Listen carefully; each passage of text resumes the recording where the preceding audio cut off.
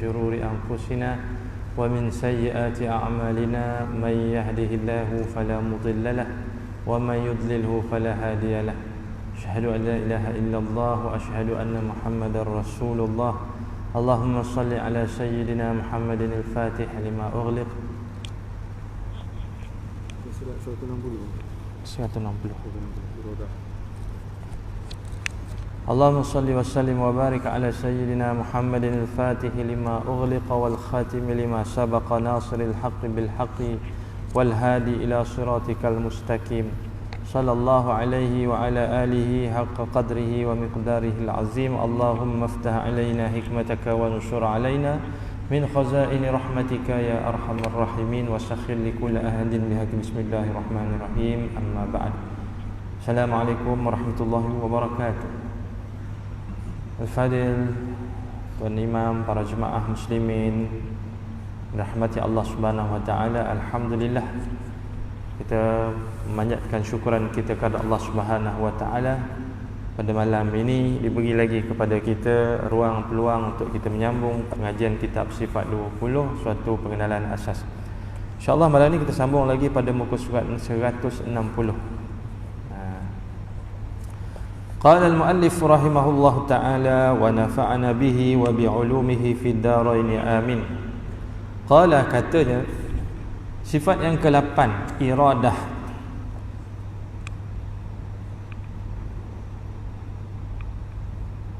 Dimulakan dengan soalan, apakah pengertian sifat iradah? Maka pengertian sifat iradah, ya, di situ dijelaskan dengan huraian ta'rif sifat iradah ialah sifatun wujudiyatun qa'imatun bizatihi ta'ala tukhassisul mumkina bi ba'di ma yajuzu alaihi sifatun, suatu sifat wujudiyatun, yang wujudi, yang ada, ya. Ada di sini merujuk kepada ada dan sungguh.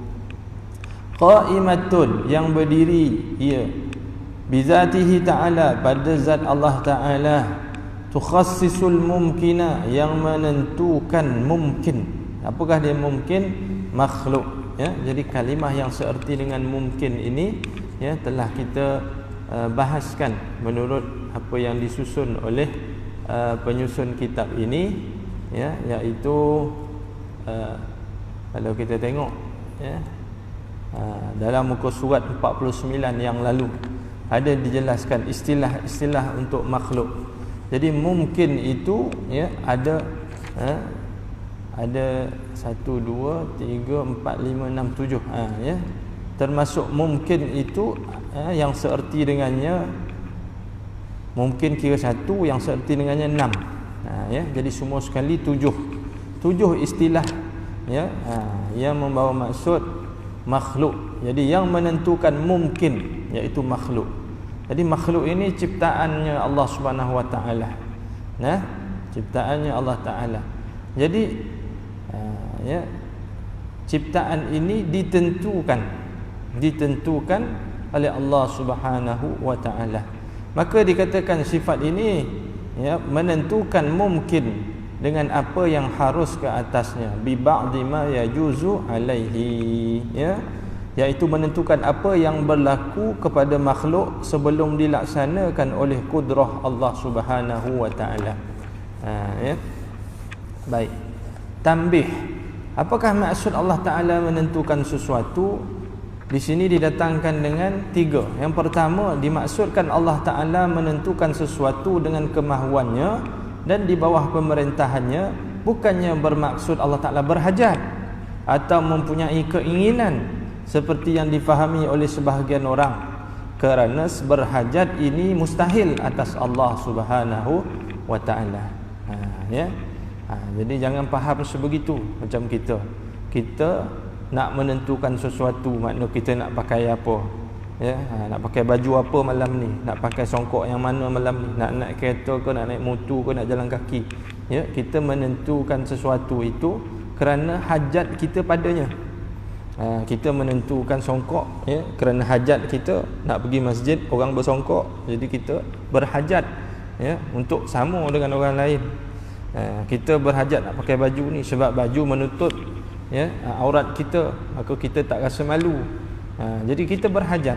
Adapun Allah Ta'ala menentukan sesuatu menurut kemahuannya tidak sama seperti apa yang kita fahami ke atas diri kita. Baik, itu yang pertama.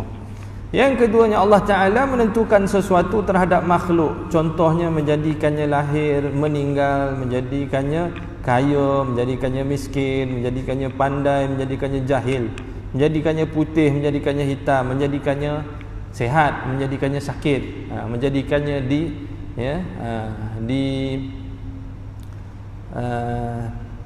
dijangkiti COVID dan sebagainya. Menentukan. Maka setiap sesuatu yang ada dan berlaku di dalam ini adalah mengikut kehendak dan ketentuan Allah Ta'ala. Bukannya Allah Ta'ala melakukannya kerana terpaksa. Allah melakukannya bukan kerana terpaksa, bukan kerana keliru, bukan kerana tidak pasti, atau ada sebab atau dengan tabiat. Tak. Jadi sebab itu kita tengok iradah Allah Ta'ala ni, kehendak Allah Ta'ala ini akan berkait dengan ilmun, pengetahuannya Allah Subhanahu wa Ta'ala. Itu adalah suatu tambih, suatu peringatan buat kita bahawa Tuhan kita adalah Tuhan yang memiliki sifat yang maha sempurna. Apa yang kita bayangkan kepada makhluk tidaklah dapat disamakan dengan Allah Subhanahu wa Ta'ala. Itu dah kita jelaskan, mukhalafatul ta'ala lil hawadis. Seterusnya, sifat iradah adalah mabda' bagi berkehendak atau mengkehendaki. Jadi maknanya sifat, kita cerita sifat, daripada sifat itulah maka ada tugasannya. Ada perbuatan, maka perbuatan itu daripada sifat. Sifatnya adalah iradah, berkehendak. Manakala tugas daripada sifat itu adalah berkehendak dan mengkehendaki. Mengkehendaki kepada apa? Baik.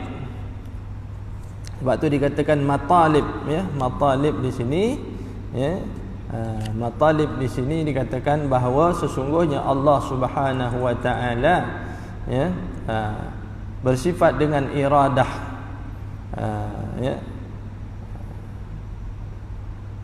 Dan sifat itu ada. Itu kita katakan sifat dalam sifat ma'ani ini. Kalau kita bahas balik sifat ma'ani ini, yang 7, qudrah, iradah, ilmun, hayatun, sama', basar, kalam. Jadi semua sifat ini ada, wujudiyatun, ada. Baik. Jadi adanya itu wujud. Jadi kita dah kata tingkatan ada itu ada dan sungguh. Itu dah pun kita bahas. Faham dah tu. Yang keduanya, sifat iradah ini qadim, maknanya tidak bersebab. Qadim ni maknanya tidak ada mula, la awwala laha. Jadi itu adalah kesempurnaan Allah Subhanahu wa Ta'ala, sifat yang qadim. Sifat iradah ni sifat yang qadim. Sifat iradah ni juga tidak binasa ia, dan sifat iradah ini tidak sama dengan iradahnya makhluk. Kena faham secara itu. Yang kelima, sifat iradah ini tidak memerlukan Tuhan lain untuk menjadikannya. Yang keenam, sifat iradah ini tunggal, tidak berbilang-bilang. Dan yang ketujuh, sifat iradah ini berta'alluq dengan semua makhluk. Berta'alluq dengan semua makhluk. Baik. Jadi itulah pengertian sifat iradah. Jadi untuk kita mengetahui dan beriman dengan sifat ini, maka kita balik 160 muka surat itu, maka dikatakan wajib ke atas setiap mukallaf mengetahui dan beriktikad bahawa. Jadi wajib di sini adalah tuntutan syarak. Tuntutan apa? Tuntutan syarak. Jadi tuntutan syarak di sini fardu. Fardu apa? Jadi ada fardu ain, ada fardu kifayah. Mempelajari sifat 20 ini fardu kifayah. Kena faham. Tak faham sifat 20 ustaz, itu fardu kifayah. Kita duduk dalam kelompok orang yang faham, terangkat sekali kefarduannya itu. Baik. Tapi apa yang kita fahami, yang fardu ainnya, bahawa wajib bagi Allah Ta'ala bersifat dengan segala sifat kesempurnaan yang layak sebagai dirinya sebagai Tuhan. yang layak bagi dirinya selaku Tuhan. Jadi bila sebutkan sifat Allah Subhanahu taala, sifat yang sempurna, berlawanan sekali dengan sifat makhluk, sifat yang dijadikan. Jadi sifat ini yang berdiri pada zat. Apa maksud berdiri pada zat? Dikatakan menompang pada zat. Baik, kita pinjam sekejap gelas. Gelas ini zat. Pada gelas ini ada sifat. Nampak ni tuan-tuan? Ya. Gelas ini lut sina. Jadi sifatnya itu ya, jernih. Jadi kita nak pisahkan antara gelas dengan jernih itu tak dapat, tuan-tuan. Tak dapat nak dipisahkan. Begitu zat dan sifat itu tak dapat nak dipisahkan. Tetapi dari sudut pandangnya kita boleh memandang zat dari yang namanya gelas, sifat yang ada pada gelas ini. Boleh faham secara itu? Ya, jadi zat maqama binafsihi, yang berdiri sendiri. Maknanya maqama binafsihi itu makna yang dipanggil lah. Gelas, maka dia gelas. Untuk menjadikan dia gelas, dia tak perlu kepada gelas lain. Maknanya kalau kena ada gelas lain baru dipanggil dia sebagai gelas. Tak. Tapi dia sendiri adalah gelas. Dia sendiri adalah zat. Boleh faham secara itu? Dan pada zat itu ada sifat. Ni nampak berkaca. Ya, jernih. Tak boleh nak dipisahkan antara jernih dengan gelas ini. Seolah-olah ya, ia adalah satu, tapi dari sudut pandang kita mengatakan dia, ya, kita boleh mengatakan ia zat dan padanya ada sifat, tapi kita tak boleh nak pisahkan dia, letakkan satu sifat, letakkan satu zat, tak boleh. Yang dinamakan sifat yang ada pada zat, yang dinamakan jernih itu yang ada pada gelas ini. Boleh faham secara itu, ya. Jadi yang dibahas sekarang ini sifat, ya, sifat kesempurnaan Allah SWT itu yang fardu ain, yang wajib ke atas kita semua mengetahui bahawa wajib di sini wajib menurut akal, iaitu kita belajar sehingga tahu bahawa Tuhan kita adalah Tuhan yang memiliki sifat kesempurnaan yang layak bagi dirinya, menafikan ya, semua sifat kelemahan. Boleh faham secara itu? Jadi kita faham. Jadi sebahagian daripada sifat kesempurnaan itu diperincikan oleh para ulama dengan pengajian sifat 20. Jadi bukan 20 sifat ini adalah ya kesemua kesempurnaannya, tak, tapi 20 sifat ini adalah sebahagian daripada sifat kesempurnaan. Boleh faham secara itu? Maka sebab itu sifat kesempurnaan yang paling asas adalah ada. Kemudian adanya itu qidam, tidak bersebab, makna la tata'allaku, maknanya tidak bergantung dia dengan sebab. Maknanya ada Allah Taala, ada yang hakiki. Itu dia kata ada yang zati, wujudun zatiyun. Bila kata ada, Allah ada. Ada Allah ada. Yang itu. Jadi bila sebut ada saja, sebenarnya Allah. Mana kita teringat ada saja, teringatlah kita kepada Allah. Jadi ada itu Allah. Adapun wujud Allah, wujud yang hakiki. Selain daripada ya, Allah Subhanahu Taala, semuanya adalah ciptaan Allah Taala belaka. Itu namanya wujud majazi. Mana wujud yang bergantung kepada kehendak Allah Taala. Itu yang kita baca hari ini, iradah, kehendak Allah Subhanahu wa Taala, ya. Daripada sifat ini lahirlah ta'alluq, makna kita katakan fi'il, perbuatan. Jadi ya, perbuatan menentukan itu daripada kehendak itu menunjukkan zat adanya Allah Subhanahu wa Taala. Baik, kita balik kepada perbahasan kitab kita 162, ya, muka surat. Daripada apa yang kita bahaskan tadi, maka didatangkan kepada kita dalil, didatangkan kepada kita hujah, didatangkan kepada kita keterangan, didatangkan kepada kita bukti. Mana buktinya? Al-Quran. Al-Quran ini bukannya ciptaan manusia. Al-Quran ini bukan buah mulut manusia, tapi Al-Quran ini yang diajar oleh Sayyidina Jibril alaihi salam ke atas Rasulullah SAW. Sayyidina Jibril alaihi salam yang mengajar Rasulullah. Boleh faham secara itu. Jadi setakat itu yang kita tahu, makhluk yang namanya Jibril itu malaikat. Malaikat mengajarkan Rasulullah, Rasul kita. Jadi apa yang dibawanya itu adalah keterangan, yang dibawakan itu adalah hujjah yang dibacakan. Itu dikatakan Al-Quran daripada perkataan qara'a yaqra'u qira'atan wa Qur'anan. Dibaca ia, ya, telah dibaca ia, ya, maka apa yang dibaca? Yang dibaca itu adalah ayat-ayat yang diwahyukan oleh Allah Subhanahu wa taala. Boleh faham secara itu? Nah, maka di dalam suratul Buruj, ya, ayat yang ke-16, ya. Surah Buruj ni surah yang ke-85. Macam mana kita nak cerita tentang, ya, nak cerita tentang, ya, kehebatan, sedangkan asas-asas kehebatan pun, ya, tak habis kita kuasainya. Apa dia asas-asas kehebatan yang telah tersedia kepada kita? Al-Quran 30 juzuk, yang 30 juzuk itu pun tak habis kita membacanya, tak habis kita memahaminya. Jadi macam mana kita nak memahami yang lebih, yang hebat lagi daripada itu? Baik.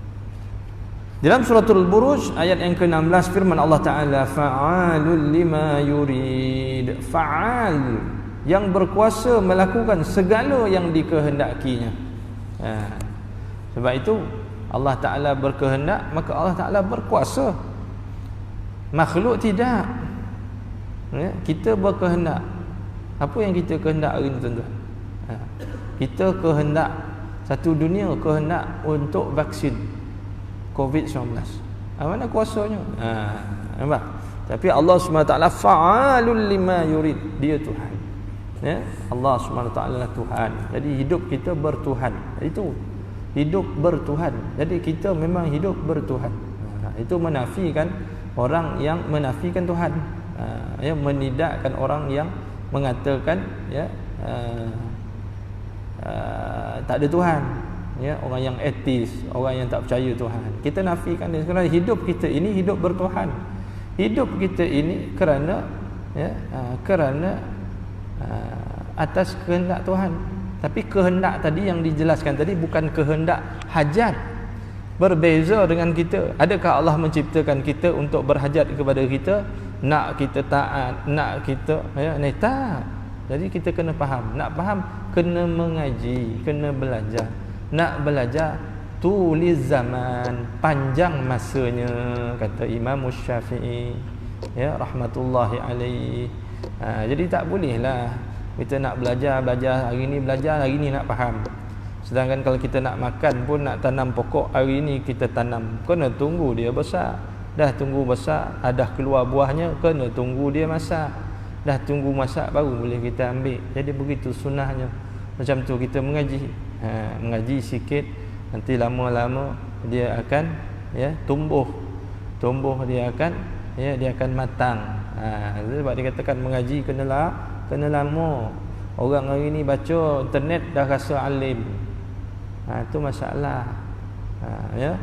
Jadi itu yang kita tengok hari ni, ya, tak nak ikut apa yang ditetapkan Allah Taala. Allah dah jadikan, ya, kalau tanam durian 10 tahun jadinya. Tak. Nak diejas-ejas. Tanam durian 3 tahun jadinya. Apa yang jadi? Makan. Bukan bawa manfaat, bawa penyakit. Penyakit itu satu hal, tapi orang tak kisah. Jadi harganya lebih mahal pula. Allahu akbar, kan, ya, dah jadi pelik lah. Jadi makna susun atur, ya, dah jadi, ya, bercampur baur lah, kan, dah jadi pelik. Itu kita katakan pelik. Kemudian Rasulullah SAW bersabda, Masya Allahu kana wa masya alam yakud. Apa sahaja yang dikehendaki Allah akan terjadi, dan apa sahaja yang dikehendaki untuk tidak berlaku, pasti tidak akan berlaku. Ya, jadi ini dua adalah hujah, keterangan. Kita pegang keterangan ini. Jadi kita yakin Allah Ta'ala bersifat dengan sifat iradah, sifat berkehendak. Jadi keterangannya ada dalam suratul Buruj, surah yang ke-86, ayat yang ke-16. Jadi begitu. Kemudian Rasulullah sendiri menyatakan Masya Allahu kana. Apa yang dikehendaki oleh Allah Ta'ala akan terjadi.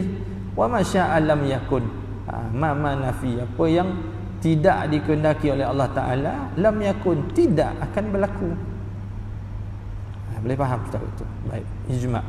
Maka Ahlus Sunnah wal Jamaah ijma' sepakat mengatakan Allah Ta'ala bersifat dengan iradah. Maka buktinya jika Allah Ta'ala tidak bersifat dengan iradah, maka Allah Ta'ala bersifat dengan lawannya, iaitu terpaksa, lalai atau terlupa. Jadi sebab itu kesempurnaan itu adalah sifat pekehendak. Perincian daripada sebahagian kesempurnaan itu pekehendak, bukan terpaksa, bukan lalai, bukan lupa. Kerana jika terpaksa, lalai atau terlupa, bermakna Allah Ta'ala bersifat dengan sifat lemah. Sifat terpaksa dan lemah adalah sifat makhluk. Mustahil atas Allah Ta'ala bersifat dengan terpaksa dan lemah. Itu kalau kita fikir pun dah faham lah. Dah jadi keterangan, dah jadi hujah. Ya. Baik. Ya. Yang kedua, Allah Ta'ala menjadikan atau meniadakan makhluk dengan kesepaduan empat sifatnya. Maka Allah Ta'ala kudrah, berkuasa, iradah, maka Allah Ta'ala berkehendak. Ya, berkehendak. Ilmun, Allah Ta'ala berpengetahuan, dan hayah, Allah Ta'ala ya maha hidup. Ya. Jika salah satu daripada keempat-empat sifat ini tidak ada, maka tidaklah kita semua ada. Jadi kerana kita ada, itulah yang menunjukkan Allah Ta'ala ya bersifat dengan iradah. Kerana adanya kita ini atas perkehendak Allah SWT. Tapi kita ingatkan, bukan perkehendak yang mengambil manfaat ataupun mudarat, bukan berperkehendak yang berhajat. Kena faham Ustaz itu. Baik. Jika alam ini terjadi bukan kerana iradah Allah Ta'ala, maka alam ini pun qadim lah. Kalau alam ini tak ada kaitan dengan Allah Ta'ala, maka alam ini pun qadim lah. Maka jika alam ini qadim, samalah alam ini seperti Allah Ta'ala yang qadim. Mana mungkin disamakan alam dengan Allah SWT? Maka jawab pengarang, ia mustahil. Ya, baik. Tambih. Habis Ustaz, kalau dah semua kehendak Allah Ta'ala, yang buruk tu macam mana? Yang baik tu macam mana? Itu namanya seni menjawab. Baik. Tambih. Tidak boleh menyandarkan sesuatu yang tidak baik kepada Allah Ta'ala. Hendaklah diingat bahawa tidak boleh menyandarkan sifat buruk atau tidak baik kepada iradah Allah Ta'ala, kecuali ketika mengajar ilmu sahaja. Maka di dalam kita pengajian ini, maka kita kata ya, yang baik perkehendak Allah Ta'ala, yang buruk perkehendak Allah Ta'ala. Macam mana tu Ustaz? Baik buruk itu adalah pasangan. Baik pasangannya buruk, buruk pasangannya baik. Baik dan buruk itu ciptaannya Allah Subhanahu Wa Ta'ala. Kita baca surah Yasin tiap malam Jumaat. Kan dikatakan di situ ya, apa ayatnya? Allah Subhanahu Wa Ta'ala menciptakan ya berpasang-pasangan. Ya. Ada telefon saya tadi. Ya, kita tengok ayat. Ya, bukan semua benda yang kita ingat kita boleh ingat ketika kita nak sebut dia. Ingat, tapi ketika nak sebut dia tak ingat. Jadi kenalah rujuk balik ya dalam surah Yasin juzuk yang ke-20 ya, 22 dan 23 ya. Mana ayatnya? Subhanallazi, maha suci Allah Subhanahu Wa Ta'ala, khalaqal azwaja kullaha, khalaqa, telah menciptakan dia, al azwaja kullaha, akan segala sesuatu itu. Makna ciptaan Allah Ta'ala, takdirnya diciptakan berpasang-pasangan. Apa? Jadi di sisi Allah Subhanahu Wa Ta'ala segalanya baik. Biyadihil khair, segala-galanya di sisi Allah Ta'ala baik. Bila Allah Ta'ala ciptakan makhluk, maka Allah Ta'ala ciptakan pasangan ya. Daripada nak ciptakan ada makhluk, Allah ciptakan pasangannya tiada. Allah ciptakan makhluk yang baik, Allah ciptakan pasangannya tidak baik. Cuba kita tengok di sini tuan-tuan rahmati Allah Taala. Ya. Kalau tak ada lapar, kita tak tahu makna kenyang. Kalau tak pernah merasa sakit, kita tak tahu maknanya sehat. Jadi berikan kepada kita, rupanya pada kita buruk, tetapi itu faedahnya memberi faham pada kita. Kita kata mati, tapi beri faham kepada kita mati itu lawannya ataupun kawannya adalah hidup. Jadi beri faedah kepada kita. Yang mati, ia telah mati, tapi yang masih hidup kita. Jadi kita belum mati. Jadi kita yang kena menangis kepada diri kita. Ini kadang kita, orang yang kita sayang dia mati, dia dah mati, betul. Itu adalah perasaan kita, betul. Tetapi dari segi rasionalnya, dia dah selesai urusannya. Dia dah melalui suatu yang besar. Yang belum melaluinya kita, yang belum matinya kita. Patut kita menangkisilah diri kita. Betul tak tuan-tuan rahmati Allah Subhanahu Wa Taala? Jadi ini atas kita sandarkan atas ilmu atau ilmu pengetahuan. Sebab kita belum melepasi lagi ujian mati. Yang dah mati itu dah mati, ya. Tapi kita yang masih hidup ini, ya, belum melepati.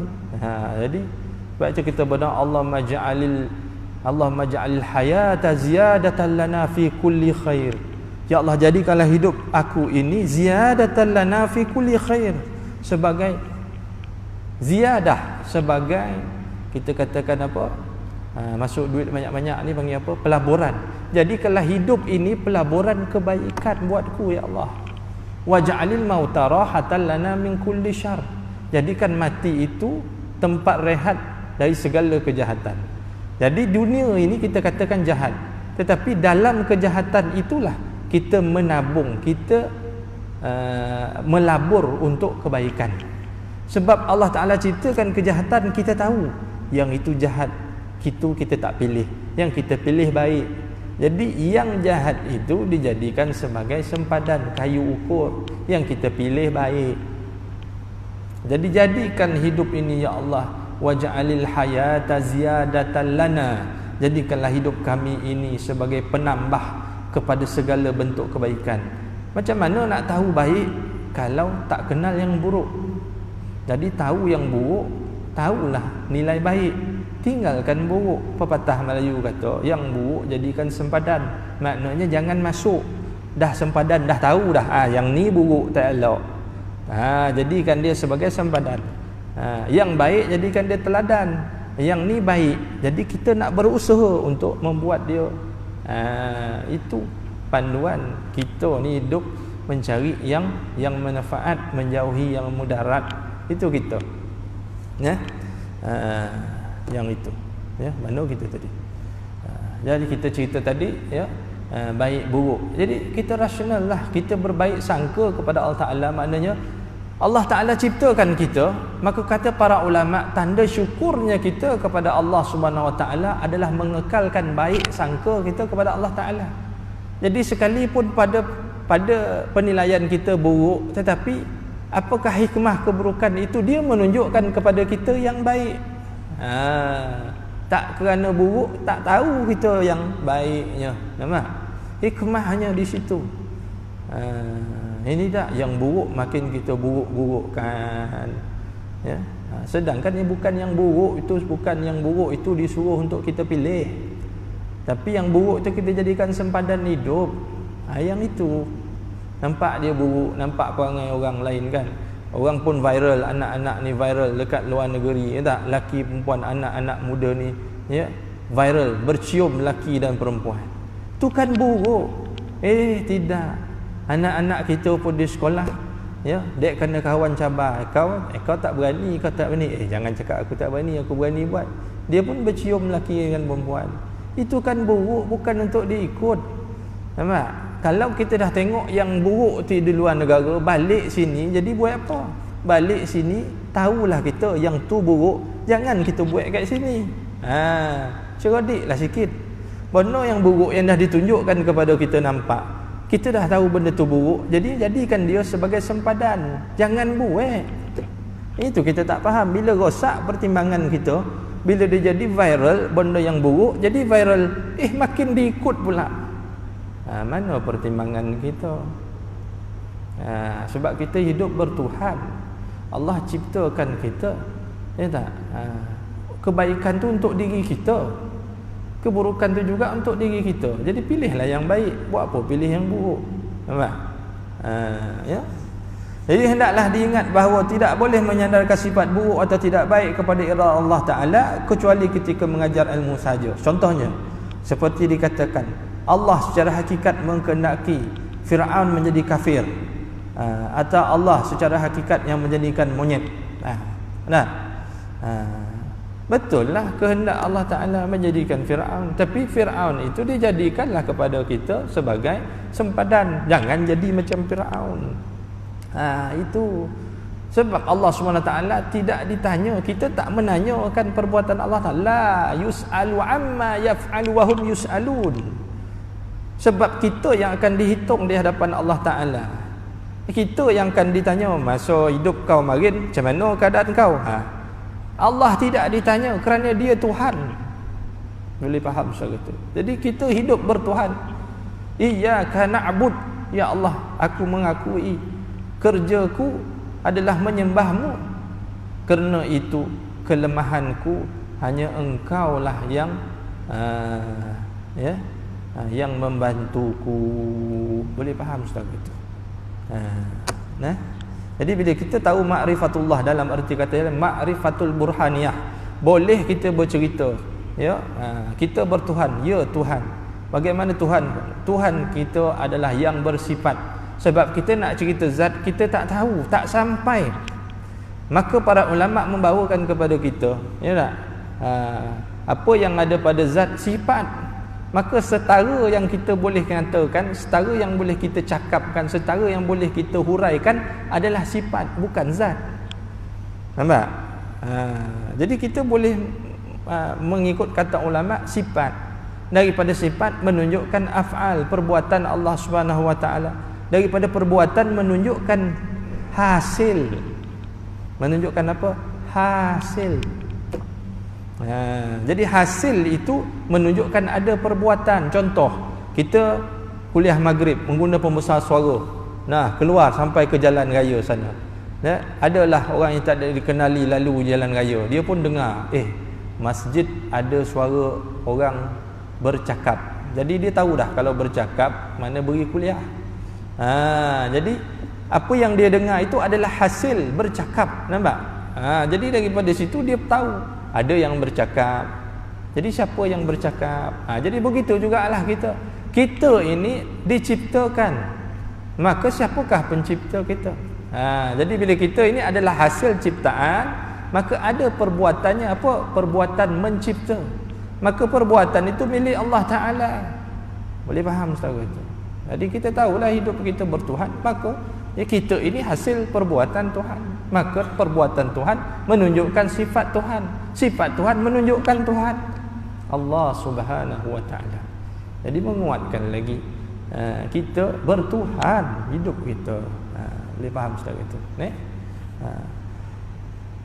Jadi apa pun bila kita faham, pusing kot mana pun yang kita akan jumpa baik kita kepada Allah Ta'ala. Sebab itu kata para ulama, ya, dah masuk isyak ke? Belum. Ada bunyi tadi. Betul. Lagi 7 saat, 6 saat, 16, 15 saat. Ya, jadi ya, apa pun dia akan kembali balik sebab biadihil khair. Yang baik itu padanya Allah Subhanahu Wa Taala. Tapi kita tidak akan mengenal kebaikan jika tidak ditunjukkan kepada kita kejahatan, ya. Wallahu a'lam bishawab. Kita azan dulu, azan kita sambung balik insya-Allah, ya.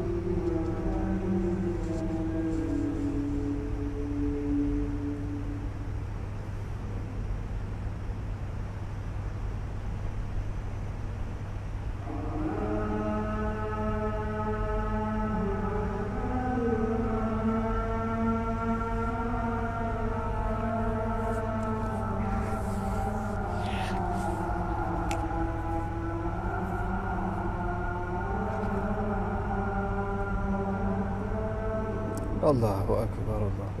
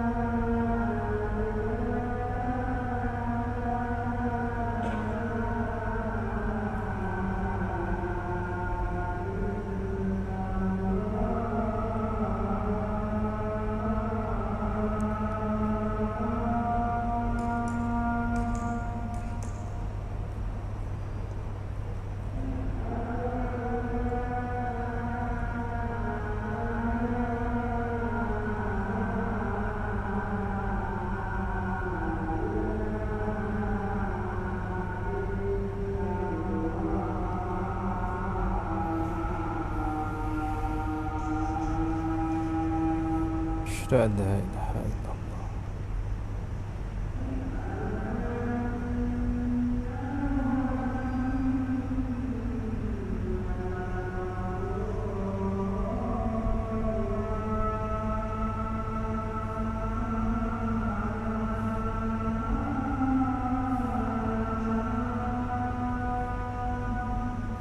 أشهد أن لا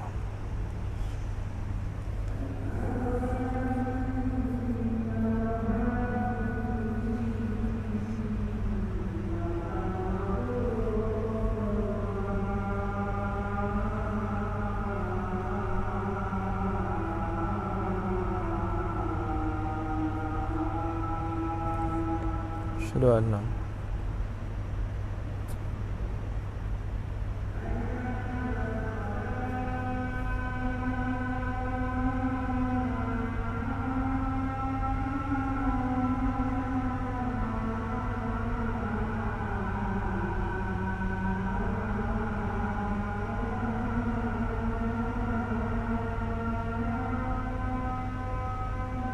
لا حول ولا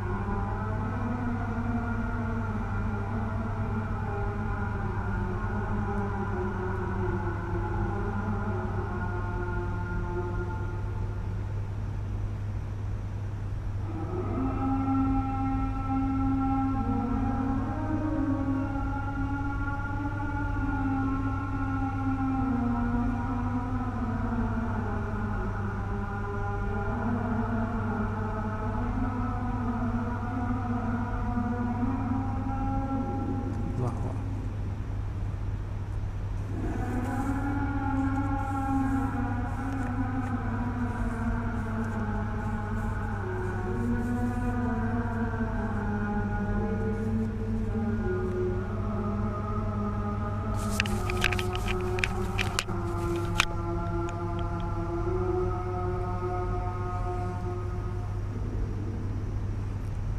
لا إله إلا الله.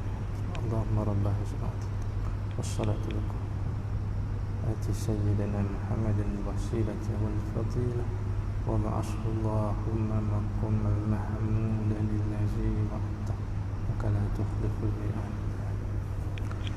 para jemaah muslimin hadirin yang rahmati Allah Subhanahu wa taala.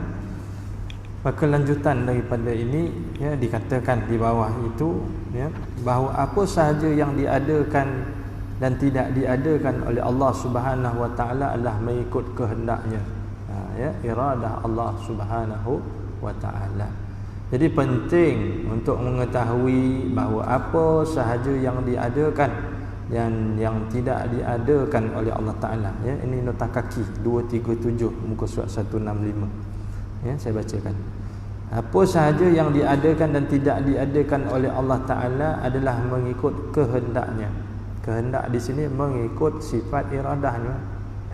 Untuk membezakan dengan Mu'tazilah. Ya. Mu'tazilah ya. Mu'tazilah kata apa? Mu'tazilah kata apa? Ya, kejahatan yang dijadikan oleh Allah Ta'ala bukan dengan kehendaknya. Tapi bila kita mengaji, ni tak boleh cerita kedai kopi, tapi kena ngaji. Jadi dalam mengaji kita tahu kat sini bahawa ya, apa sahaja yang diadakan dan tidak diadakan semuanya mengikut kehendak Allah Taala. Itulah kefahaman yang kita dapat ketika mengaji. Boleh faham secara itu? Apakah beza di antara kehendak Allah Taala dengan suruhan Allah Taala, dengan redanya Allah Taala dan ilmunya Allah Taala? Maka dibawakan contoh. Yang pertama Sayyiduna Abu Bakar As-Siddiq, yang kedua Fir'aun laknatullah. Baik. Allah Subhanahu wa taala mengkehendaki, makna kehendak Allah Taala ya, bahawa Sayyiduna Abu Bakar beriman, kehendak Allah Subhanahu wa taala. Maka Allah yang menjadikan Sayyidina Abu Bakar beriman. Dan beriman adalah suruhan Allah Subhanahu wa taala. Dan Allah redha. Nampak? Allah redha. Allah ya suruh supaya beriman dan Allah redha.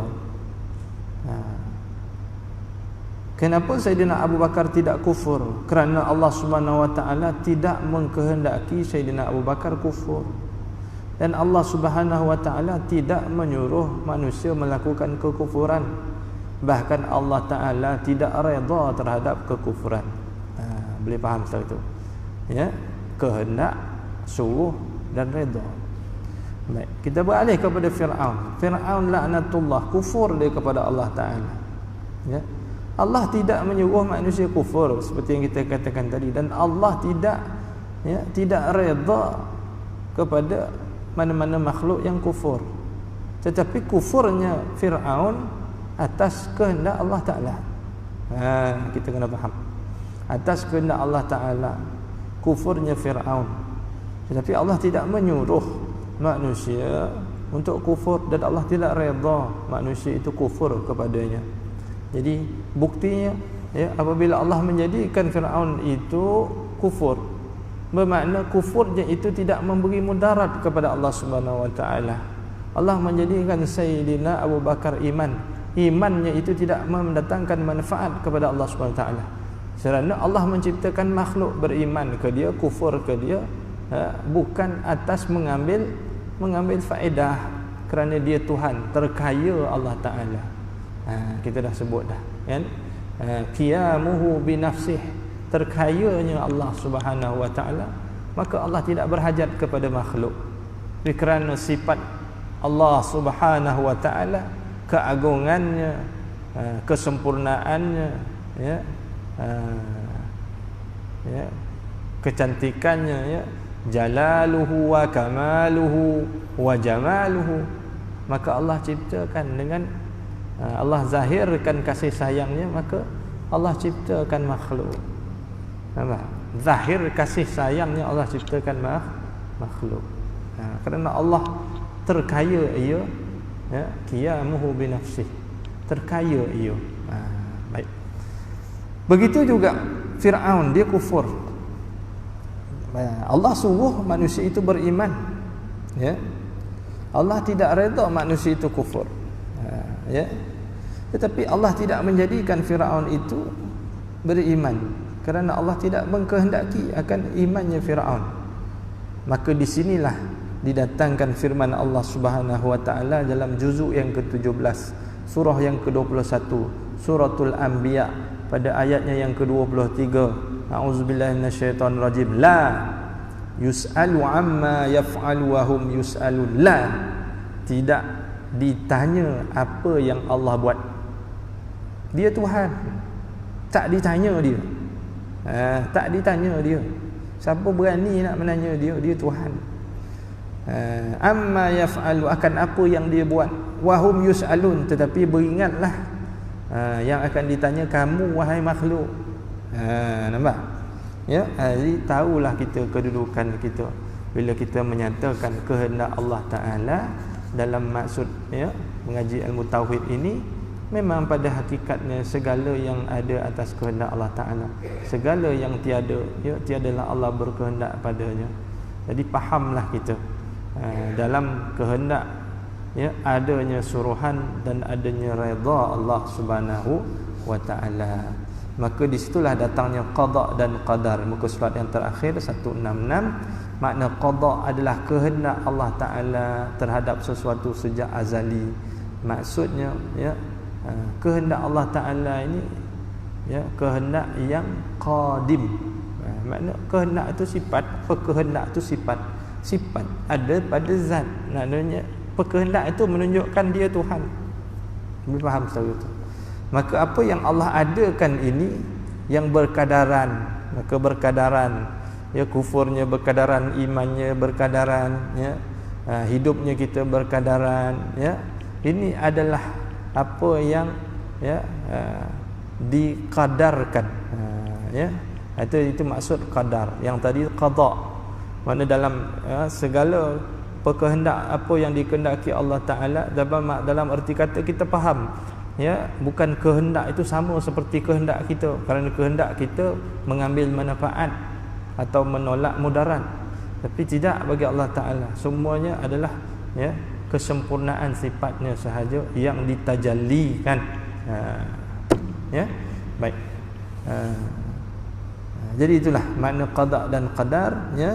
Maka apa yang Allah kehendaki pasti berlaku. Masya Allahu kana wa masya lam yakun. Apa sahaja yang dikehendaki Allah Taala akan terjadi, dan apa sahaja yang tidak dia kehendaki tidak akan terjadi. Maka kesimpulannya, yakinlah kita dengan nyata, dengan jelas bahawa Allah Ta'ala bersifat dengan iradah, iaitu kehendak. Dibuktikan dengan keterangan daripada Al-Quran tadi, suratul Buruj ya, surah yang ke-86 ayat 16 ya, dengan keterangan hadis Nabi SAW, dengan keterangan hujah akalnya tadi ya. Maka mustahillah Allah Ta'ala melakukan sesuatu itu dengan cara terpaksa, lalai, lupa, atau dengan sebab, atau dengan tabiat ya. Wallahu a'lam bissawab. Wa ilaihil masir wal marji'u wal ma'ab. A'udzubillahi minasyaitonir rajim. Bismillahirrahmanirrahim. Alhamdulillahi rabbil alamin, wassalatu wassalamu ala asyrafil anbiya'i wal mursalin wa ala alihi wa sahbihi ajma'in. Allahumma ighfir lana dhunubana wa walidina warhamhum kama rabbawna shighara. Allahumma zidna wa la tanqusna wa akrimna wa la tuhinna. Amin ya rabbal alamin. Rabbana atina fid dunya hasanah wa fil akhirati hasanah wa qina azaban nar. Wa sallallahu ala sayyidina Muhammad wa ala alihi wa sahbihi wa sallam. Walhamdulillahi rabbil alamin. Wabillahi taufiq wal hidayah. Wassalamualaikum warahmatullahi wabarakatuh.